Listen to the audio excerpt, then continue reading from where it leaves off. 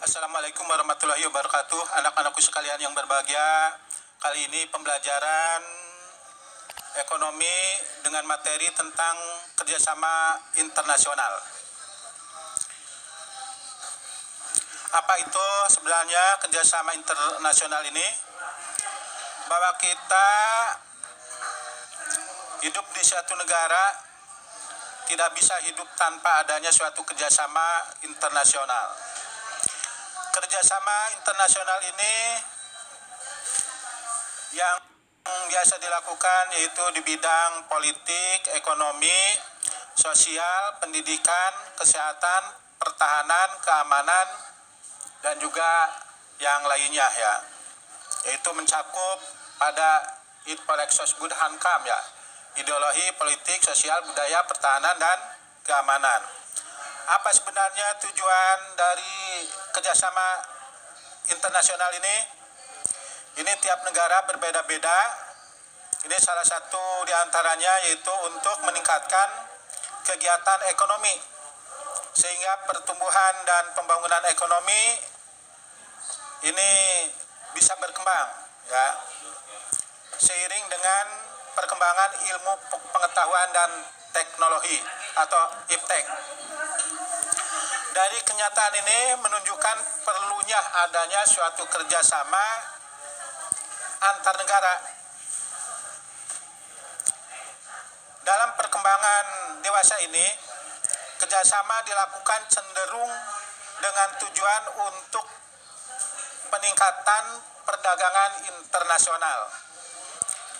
Kerjasama perdagangan ini diharapkan bisa meningkatkan kesejahteraan negara yang terlibat dalam perjanjian di bidang perdagangan, yaitu mengandalkan komoditas yang memiliki keunggulan komparatif maupun keunggulan kompetitif. Itulah yang melatar belakangi negara kita Indonesia ini sebagai salah satu negara yang terbuka, yang berkomitmen untuk ikut serta dalam perjanjian perdagangan bebas di berbagai kawasan yang ada di dunia ini. Nah, sekarang apa itu kerjasama internasional? Kerjasama internasional ini merupakan bentuk hubungan yang dilakukan oleh suatu negara dengan negara lain dengan tujuan untuk memenuhi kebutuhan rakyat dan untuk kepentingan negara-negara di dunia. Kerjasama internasional ini meliputi kerjasama di bidang politik, sosial, pertahanan keamanan, kebudayaan, dan ekonomi. Juga berpedoman pada politik luar negeri yang ada di masing-masing negara. Kerjasama internasional ini merupakan perwujudan dari hubungan antar bangsa yang berpijak pada kepentingan nasional. Ini berkaitan dengan tujuan nasional dalam kurun waktu tertentu yang berisi sasaran yang nyata yang harus diwujudkan. Keberhasilan perwujudan tujuan nasional ini dapat menjamin kelangsungan hidup suatu bangsa di suatu negara. Kerjasama antar negara ini macam-macamnya banyak ya, mulai kerjasama ekonomi, perdagangan, dan juga lain-lain. Istilah kerjasama ekonomi internasional ini tidak sama dengan kerjasama perdagangan internasional. Kerjasama ekonomi internasional mempunyai cakupan yang lebih luas daripada perdagangan internasional. Dengan demikian, kerjasama ekonomi internasional merupakan hubungan antara suatu negara dengan negara lainnya dalam bidang ekonomi melalui kesepakatan tertentu yang telah ditetapkan dengan memegang prinsip keadilan, dan saling menguntungkan. Mutualisme. Tentang bentuk kerjasama ekonomi internasional ini, diantaranya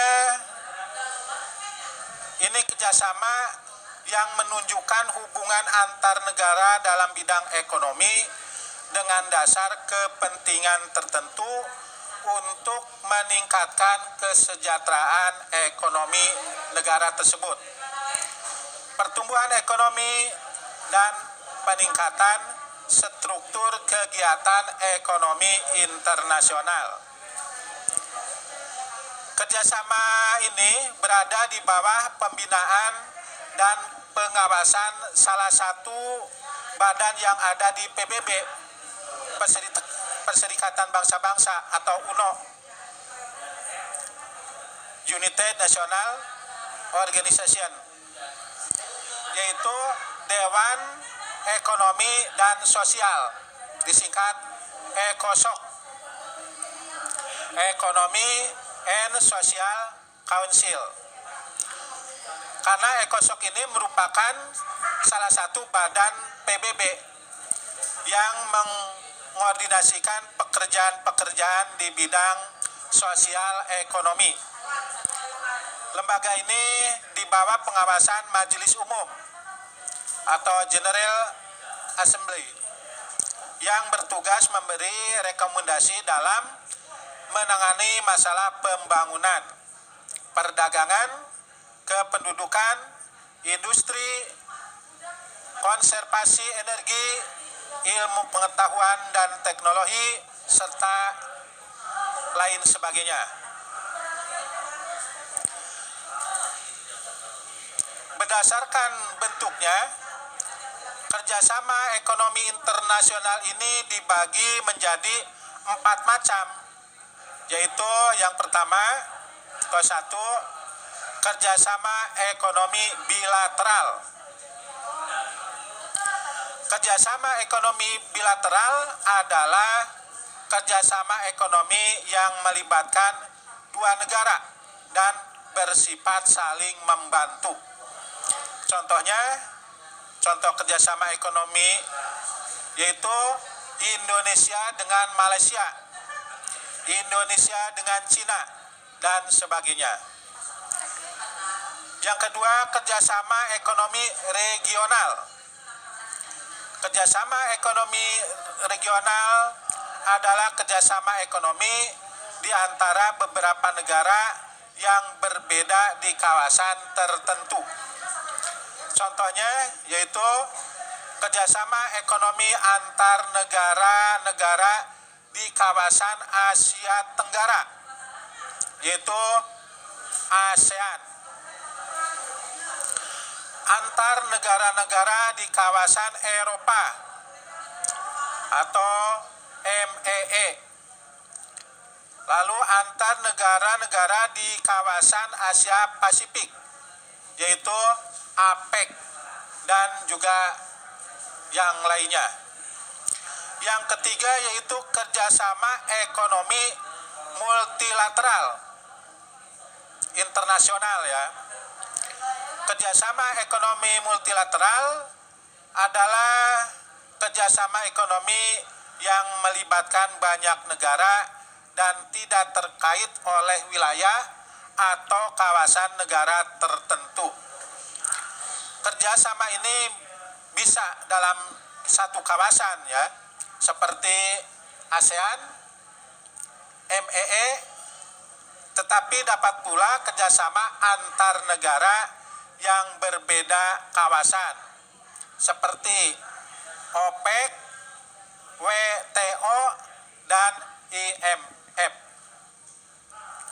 Yang berikutnya yaitu kerjasama ekonomi antarregional. Kerjasama ekonomi antarregional ini merupakan kerjasama ekonomi di antara dua kelompok kerjasama ekonomi regional. Contoh dari kerjasama ekonomi antarregional ini yaitu MEE dengan ASEAN. Yang berikutnya, badan-badan kerjasama ekonomi regional. Badan kerjasama ekonomi regional antara lain yaitu Kerjasama Negara Kawasan Eropa, disingkat EEC, dan negara-negara kawasan Asia Tenggara, yaitu ASEAN. Yang berikutnya, EEC, singkatan dari European Economic Community atau MEE, kepanjangan dari Masyarakat Ekonomi Eropa. EEC atau MEE ini merupakan suatu kerjasama antar negara-negara Eropa untuk menciptakan keselarasan di antara anggota-anggotanya dalam hal ekonomi, sosial, kestabilan politik di Eropa. Sedangkan EEC ini didirikan pada tanggal 1 Januari 1958 oleh 9 negara yang bertujuan untuk bekerja ke arah pengembangan aktivitas ekonomi yang serasi, ekspansi, berkesinambungan, dan seimbang. Pemantapan stabilitas, memacu peningkatan standar kehidupan, dan ikatan lebih erat di antara sesama anggotanya. Yang berikutnya, selain EEC, masyarakat Eropa juga membentuk organisasi lainnya seperti 1. ECSC, kepanjangan dari European Coal and Steel Community atau masyarakat batu bara dan baja Eropa. Yang kedua, EAEC, kepanjangan dari European Atomic Energy Community atau masyarakat tenaga atom Eropa. Kemudian berikutnya yaitu ASEAN, kepanjangan dari Association of South Asian Nation.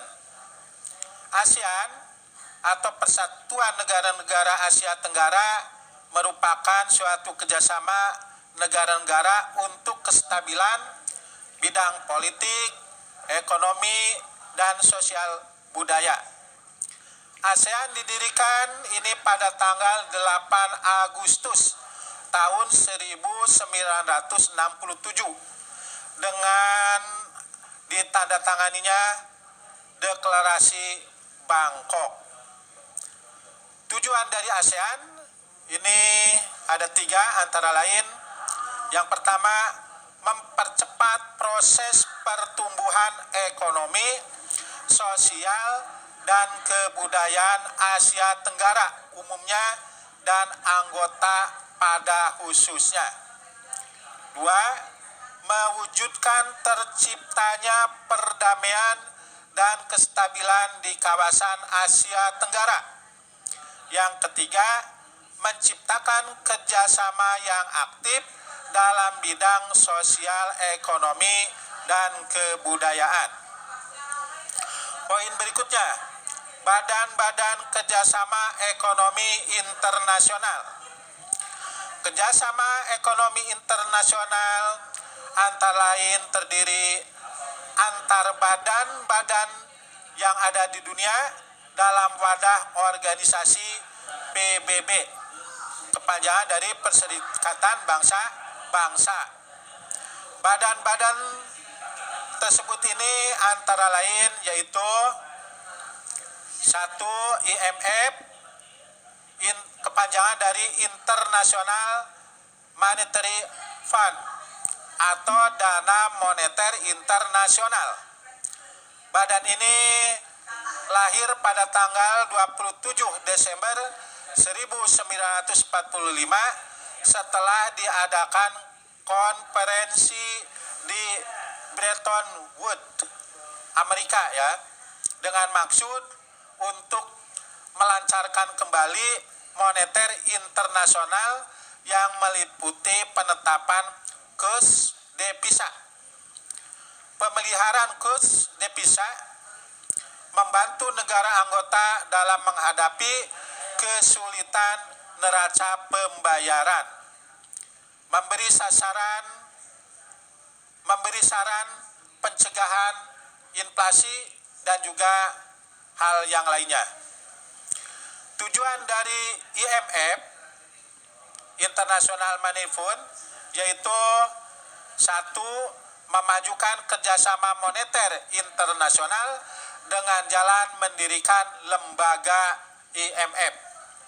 Yang kedua, memperluas perdagangan dan investasi dunia. Tiga, memajukan stabilitas kurs valuta asing. Yang keempat, mengurangi dan membatasi praktek-praktek pembatasan terhadap pembayaran internasional. 5. Menyediakan dana yang dapat dipinjamkan dalam bentuk pinjaman jangka pendek dan jangka menengah. 6. Memperpendek dan memperkecil besarnya defisit atau surplus neraca pembayaran. Yang berikutnya, lembaga berikutnya yaitu IBRD, kepanjangan dari International Bank for Reconstruction and Development atau Bank Dunia, World Bank. IBRD atau Bank Dunia ini didirikan tanggal 27 Desember 1945 dengan tujuan untuk membantu pembiayaan usaha-usaha pembangunan dan perkembangan negara-negara anggotanya dengan memudahkan penanaman modal untuk tujuan yang produktif. Jadi IBRD ini punya tugas untuk menangani masalah investasi internasional. Yang berikutnya, lembaga berikutnya yaitu ITO, kepanjangan dari International Trade Organization atau WTO, World Trade Organization.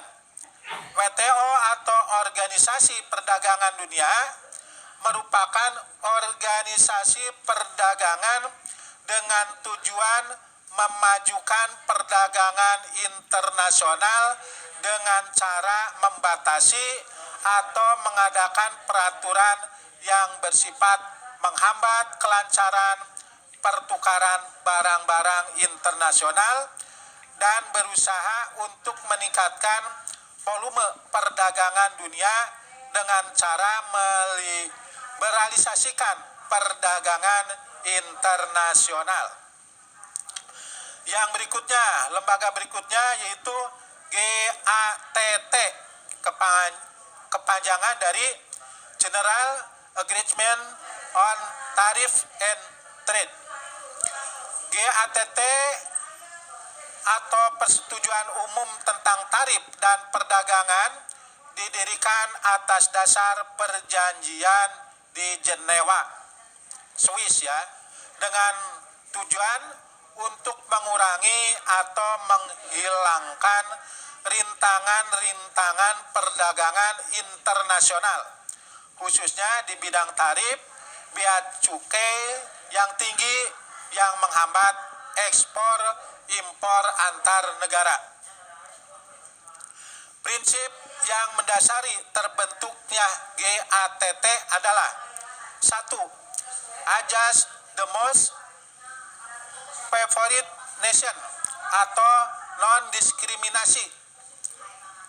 Artinya setiap fasilitas, terutama keringanan biaya masuk bagi barang tertentu yang diberikan kepada suatu negara anggota harus diberikan pula kepada semua negara anggota GATT lainnya. Yang kedua, ajas resiprositas atau saling menguntungkan.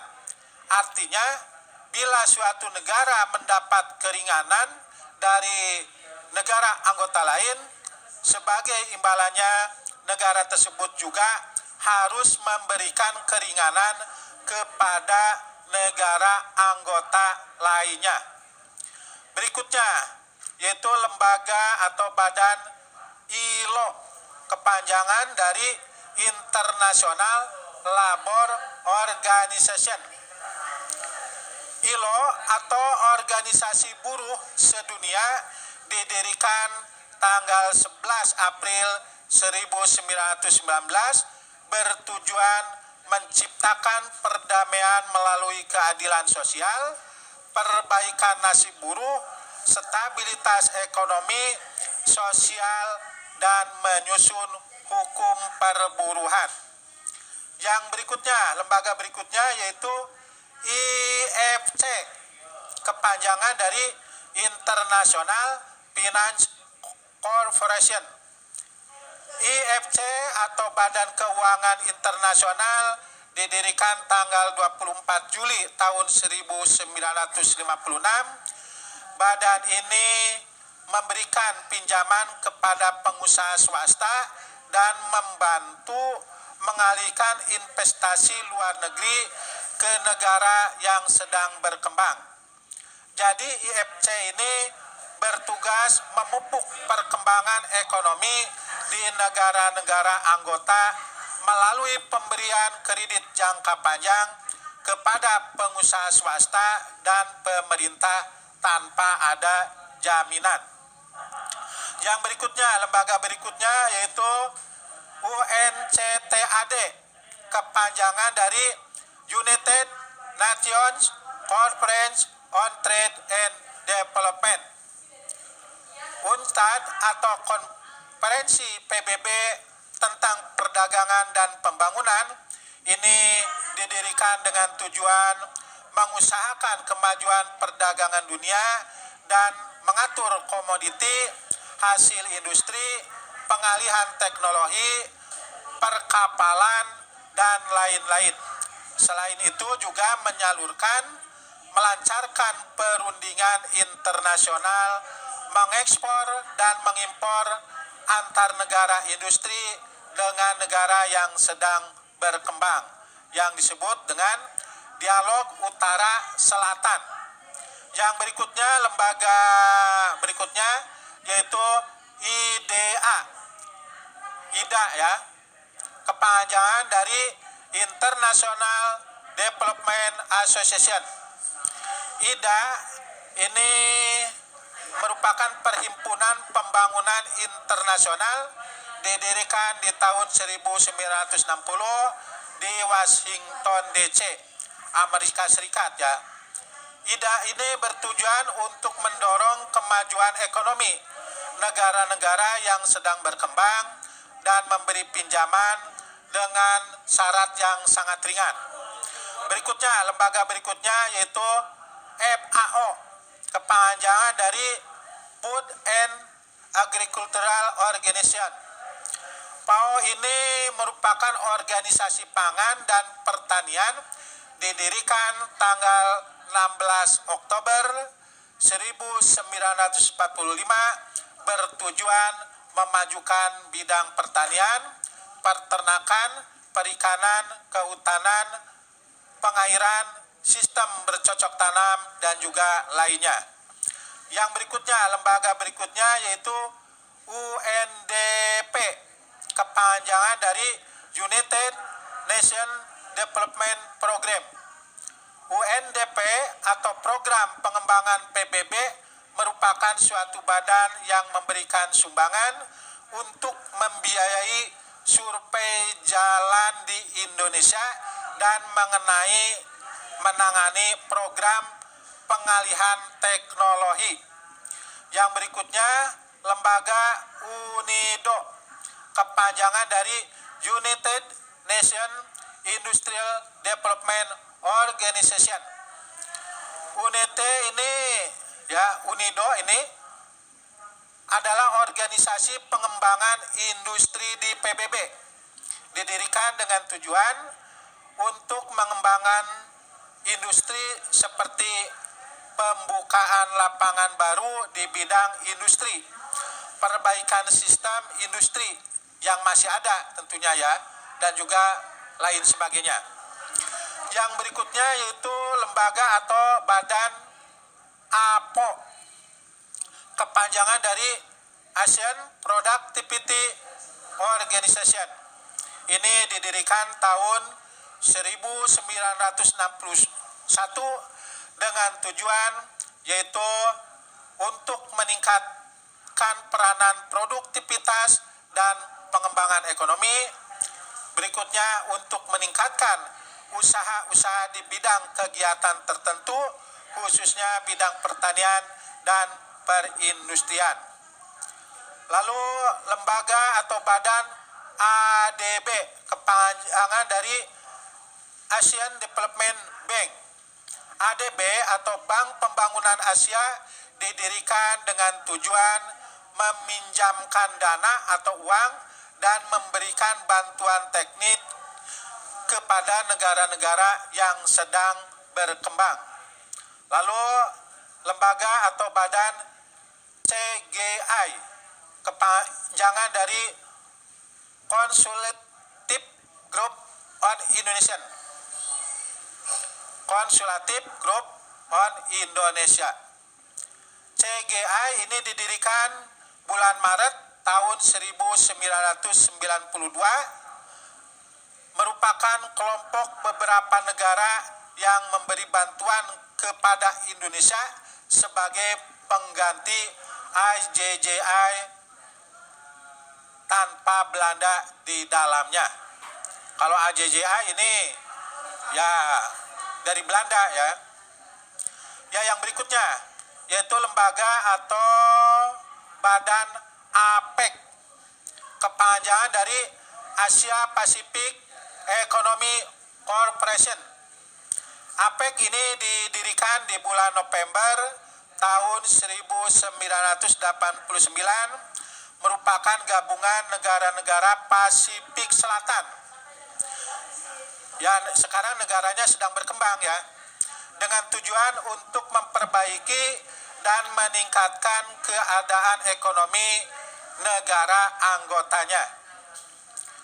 Dengan tujuan tersebut, maka kerjasama APEC ini sekarang ini mencakup 3 program kegiatan utama yang dapat ya diuraikan sebagai berikut.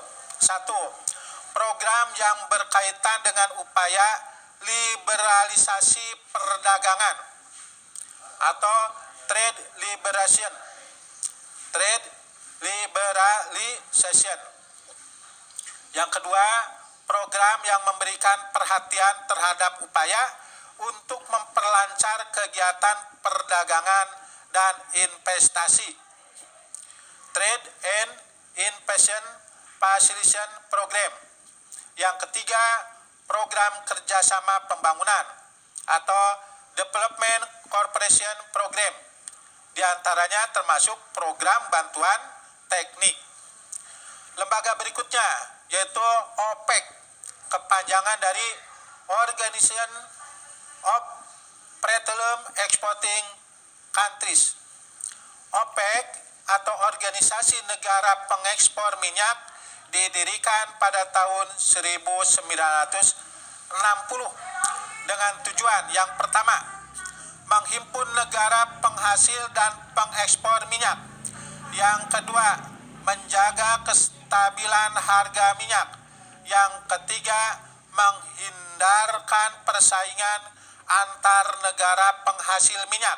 Yang keempat, berusaha untuk memenuhi kebutuhan minyak di seluruh dunia. Lembaga berikutnya yaitu OECD, kepanjangan dari Organization for Economic Cooperation and Development. OECD ini merupakan kerjasama ekonomi antar negara berkembang, didirikan dengan maksud untuk memperjuangkan kestabilan ekonomi anggota-anggotanya dan juga untuk membantu negara-negara yang sedang berkembang. Lembaga berikutnya, lembaga dunia ini ya, yaitu AFTA atau APTA ya. Ini kepanjangan dari ASEAN Free Trade Area atau kawasan perdagangan bebas di Asia Tenggara. APTA ini merupakan organisasi perdagangan bebas di ASEAN dengan tujuan untuk mengantisipasi dalam menghadapi era perdagangan bebas di dunia. Berikutnya, lembaga berikutnya yaitu EFTA ya. Ini kepanjangan dari European Free Trade Association. Badan atau Asosiasi Perdagangan Bebas Eropa. Ini bertujuan untuk bekerja sama dengan perdagangan dan pajak untuk barang-barang industri. Lembaga berikutnya yaitu NAFTA, kepanjangan dari North American Free Trade Agreement. NAFTA atau Persetujuan Perdagangan Bebas di Amerika Utara ini didirikan untuk memajukan juga meningkatkan perdagangan di kawasan Amerika Utara, di negara-negara Amerika Utara. Perjanjian perdagangan bebas ini dilakukan dengan cara menghilangkan atau mengurangi hambatan-hambatan di bidang perdagangan, baik dalam bentuk tarif maupun non-tarif. Ya, jadi dalam bidang hambatan tarif dan juga hambatan non-tarif. Yang berikutnya, lembaga berikutnya ini yaitu IDB, kepanjangan dari Islamic Development Bank. IDB atau Bank Pembangunan Islam ini didirikan tanggal 23 April 1975 dengan tujuan utama membantu negara-negara anggotanya, yaitu negara Islam, untuk meningkatkan pembangunan bidang ekonomi dan sosial. Iuran dan setoran anggota IDB dinyatakan dalam satuan ID Islamic Dinar. Yang berikutnya, lembaga berikutnya yaitu ASEM, Asia Eropa Meeting. Kerjasama ASEM ini ya didirikan tahun 1996 oleh 25 negara. Ini merupakan forum kerjasama negara-negara di Asia dan Eropa untuk memelihara perdamaian secara global, stabilitas, dan kemakmuran dengan tujuan untuk memajukan kegiatan perdagangan dan investasi lebih besar antara dua kawasan dengan melihat liberalisasi perdagangan dan investasi serta fasilitas di antara negara-negara anggota.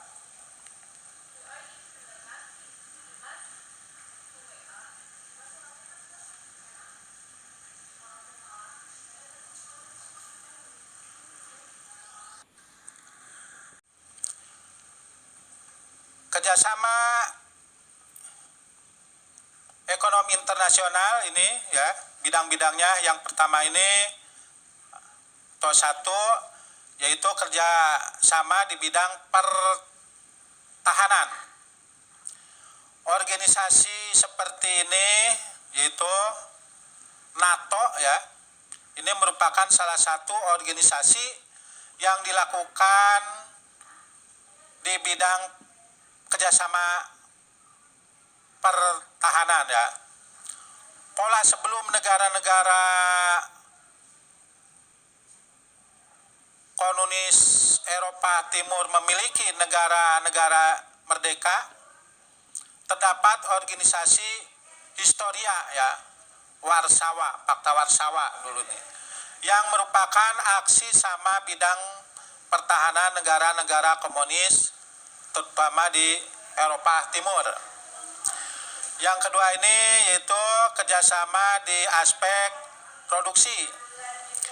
Kerjasama di aspek produksi ini dilakukan oleh negara-negara produsen barang tertentu untuk mengontrol fluktuasi harga, mutu barang, pembatasan jumlah produksi atau kuota, perlindungan hukum, persaingan serta pemasaran. Misalnya negara-negara produsen minyak membentuk kerjasama persis dalam wadah organisasi OPEC. Yang ketiga yaitu kerjasama di bidang keuangan. Untuk kepentingan di bidang moneter internasional, negara-negara yang mengoperasikan perdagangan internasional suatu atau semasa sangat memerlukan bantuan moneter internasional dalam menyelesaikan kendala defisit ataupun surplus neraca pembayarannya, juga menjaga stabilitas moneter internasional dengan membentuk IMF, IPC, dan ADB. Yang berikutnya keempat yaitu kerjasama di bidang perburuhan. Bagi melindungi hak dan tugas pekerja di setiap pelosok dibentuk serikat-serikat kerja, kemudian untuk kepentingan kebersamaan di dalam dunia internasional dibentuk organisasi buruh atau pekerja internasional, yaitu ILO, International Labor Organization. Yang kelima yaitu kerjasama di aspek perdagangan dan tarif. Agar perdagangan dapat berjalan dengan lancar dan tidak ada hambatan dalam proteksi, ya, ini dijalankan dengan suatu negara terhadap negara lain, maka negara yang melakukan perdagangan membentuk suatu organisasi yang disebut dengan GATT, kepanjangan dari General Agreement on Tariff and Trade, yang kemudian beralih atau berganti menjadi WTO, World Investment Organization. Bila ada pelanggaran dalam perdagangan dunia yang dilakukan oleh negara-negara anggota WTO, ini ada wewenang untuk menindak dan menyalurkan pada hukum internasional. Berikutnya tujuan kerjasama ekonomi internasional ini, yang pertama adalah untuk memajukan perdagangan internasional. Setiap negara memiliki perekonomian yang terbuka, berupaya memajukan kegiatan perdagangan internasionalnya. Kemajuan perdagangan ini meraih pada peningkatan kuantiti ekspor dari waktu ke waktu, dengan ikut juga dalam suatu organisasi yang ada dalam bidang perdagangan, termasuk Indonesia dapat mengetahui peraturan-peraturan atau tatap cara dalam perdagangan internasional sehingga dapat memperluas ekspor tanpa melanggar regulasi yang ada dalam persyaratan ekspor tersebut. Yang kedua yaitu memperlancar atau mempercepat pembangunan. Ini menggunakan kerjasama ekonomi. Negara-negara berkembang memiliki kesempatan bagi membangun perekonomiannya. Negara bertumbuh menerima investasi dari pelosok yang telah maju dan memberikan bantuan modal dari lembaga-lembaga keuangan internasional seperti Bank Dunia, Lender Pembangunan Asia, dan lembaga-lembaga ekonomi di bawah naungan PBB. Yang berikutnya ketiga mengurangi keterbelakangan. Negara-negara yang miskin pada umumnya memiliki potensi sumber daya yang dapat menjadi modal pembangunan bangsa mereka. Sumber daya tersebut diantaranya adalah sumber daya alam, modal, dan kualitas sumber daya manusia yang mumpuni. Kekurangan sumber daya adalah penyebab kondisi keterbelakangan, misalnya karena keterbatasan kualitas pendidikan, lingkungan, kesehatan manusia, juga tingkat penguasaan teknologi produksi. Melalui kerjasama berupa redovisning, negara-negara miskin memiliki harapan untuk memperoleh bantuan moneter secara cuma-cuma, bahkan dilakukan dengan adanya kerjasama ekonomi dapat menggalang solidaritas dunia internasional agar memberikan perhatian jauh untuk mengurangi angka kemiskinan masyarakat di dunia. Yang keempat yaitu meningkatkan taraf hidup. Kerjasama ekonomi antar negara di dunia ini dapat mendorong munculnya seluruh usaha di bidang industri yang mampu menciptakan lapangan aksi dan mengurangi pengangguran hingga dapat memberikan pendapatan atau penghasilan bagi masyarakat di dunia ini. Hal ini bisa memenuhi kebutuhan akan barang maupun jasa dengan adanya yaitu kerjasama ekonomi di negara-negara dunia ini. Contohnya melalui aksi kerjasama ekonomi Indonesia dengan Jepang, penduduk Jepang dapat memenuhi keperluan gas LNG yang diimpor dari Indonesia. Demikian juga masyarakat Indonesia mampu menyanggupi kebutuhan akan barang-barang navigation yang diimpor dari Jepang. Demikian tentang masalah kerjasama ekonomi di negara-negara internasional. Akhir kata, akhirul kalam, assalamualaikum warahmatullahi wabarakatuh.